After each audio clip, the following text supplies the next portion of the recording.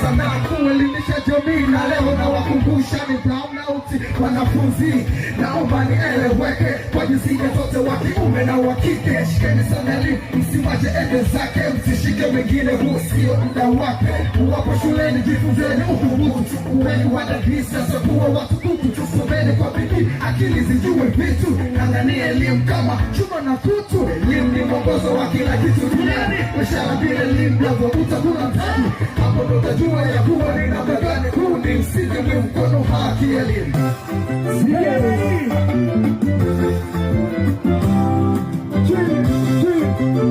Wanangu mikono hepa